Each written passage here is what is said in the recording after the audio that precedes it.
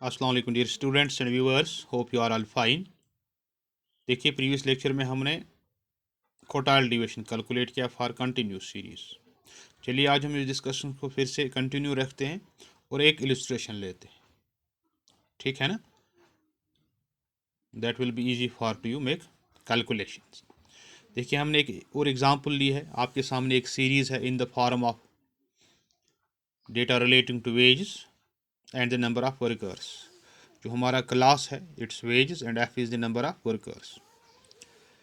Total हमारा जो है नंबर ऑफ वर्कर्स दैट्स 40। अगर ऐसी सीरीज हमारे पास हो, हाउ वी विल कैलकुलेट। जो फर्स्ट स्टेप हमारा होता है that's the cumulative frequency calculate करनी होती है। How we calculate, very simple है। We take the summation of the frequencies. 4 + 10 is 4 + 6 is 10 + 3 is 13 + 8 is 21 21 + 12 is 33 + 7 is 40। तो यहाँ ये सही है because last term item of the CF and the n, that summation of frequency should be equal, वो equal है। चलिए अब हम कैलकुलेशन की तरफ आते हैं। देखिए, यहाँ हमारी फार्मूला चेंज होती है। For individual and discrete series we use to write n + 1 upon fourth item, लेकिन यहाँ here is only n upon fourth item. तो Q1 कैलकुलेट करने के लिए Q1 is equal to size of n upon fourth item. n आप जानते हैं, what's n, it is the summation total that is 40 upon fourth item, that's 10 40/4 is 10। तो size of 10th item, इसे हमें locate करना है। कहाँ लोकेट होगा? CF में। Lies in size of 10th item lies in CF 10। Therefore देखिए, आगे हमें x है ही नहीं, कहाँ से लाएंगे? इसके लिए हमें इसके अगेंस्ट क्लास मिलता है।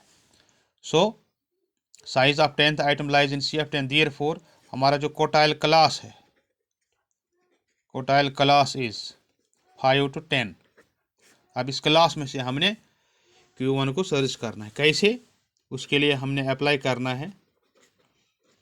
Applying Q1 is equal to L1 + I upon F n upon fourth item minus C। L1 is the lower limit of class, that is 5 in case of this series. I is the interval, which is the gap between the different classes.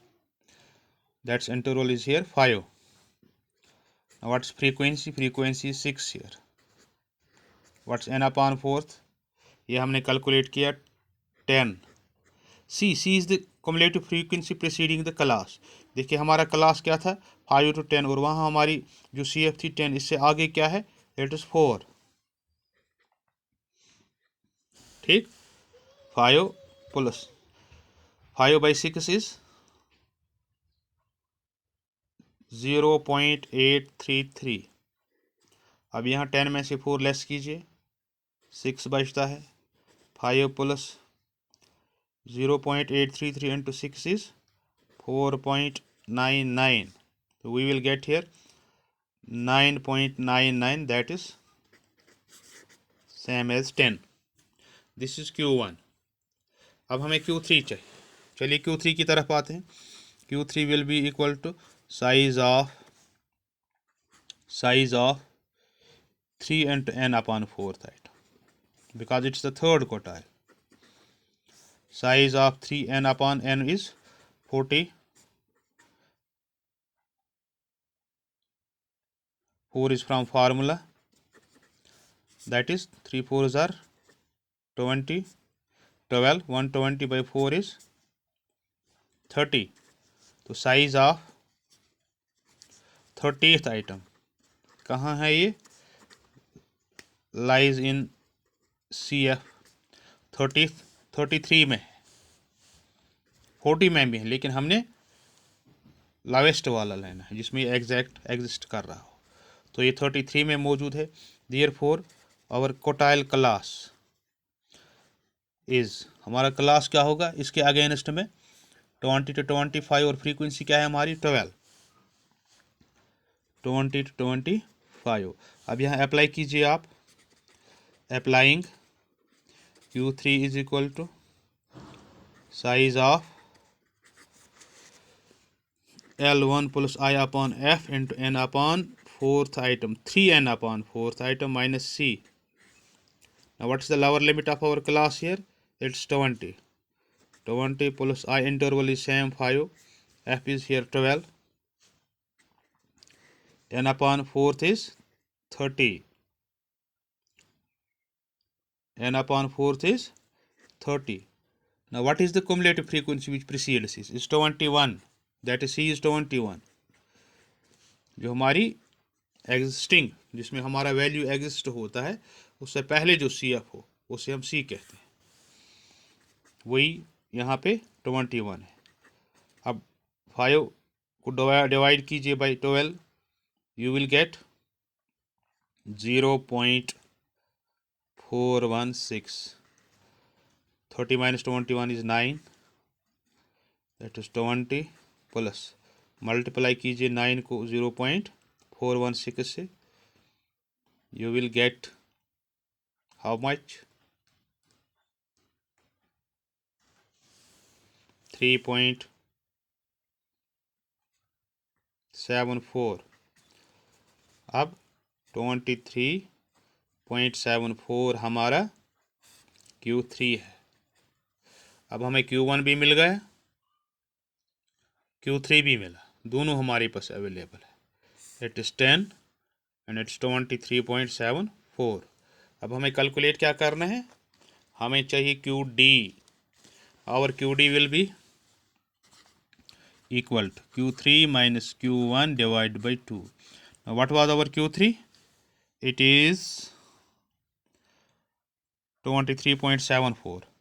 23.74। What's Q1? 10 है, divide कीजिए 2 से, you will get 13.74 divide by 2,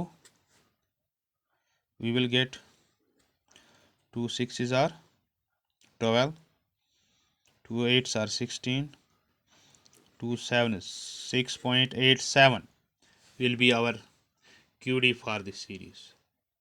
अब coefficient अगर हमने देखना तो coefficient के लिए क्या चाहिए हमें, coefficient of QD will be equal to Q3 minus Q1 divided by Q3 plus Q1.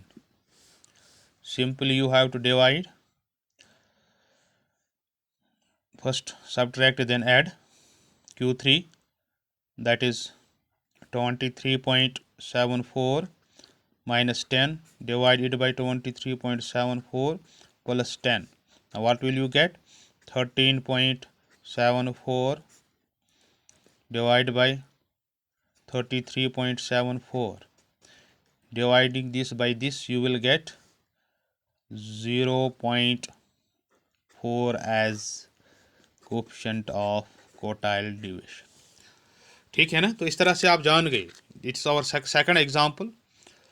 दूसरी इलस्ट्रेशन हमने ये ली आपकी अंडरस्टैंडिंग के लिए। अब आप आसानी से बता सकते हैं, कैलकुलेट कर सकते हैं QD for any series, right.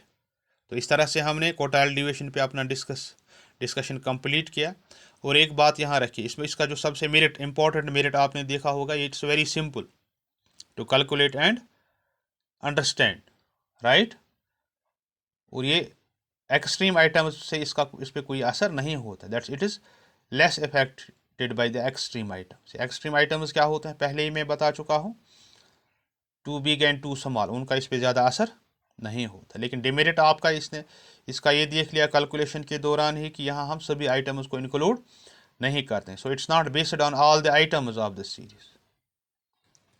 और ये सीरीज कैसे बनती है ये भी हमें पता नहीं होती है। तो इस तरह से हम कह सकते हैं ये जो कैलकुलेशन ऑफ क्वार्टाइल डेविएशन है, ये influenced by change in sample of population हो सकता है। अकॉर्डिंगली ये इनस्टेबल है, ठीक है ना, ये एक स्टेबल मेजर नहीं है। तो इस तरह से क्वार्टाइल डेविएशन पे हमने डिस्कशन कंप्लीट किया। In the next lecture we will discuss another important measure of dispersion, that's mean deviation. तो ये समझने के लिए ज़रूरी है कि first go through your books, have a close look at the various concepts, अगर कहीं पे कोई डिफ़िकल्टी आती है, consult me, WhatsApp me, SMS me, I am at your disposal. Thank you very much, have a nice day.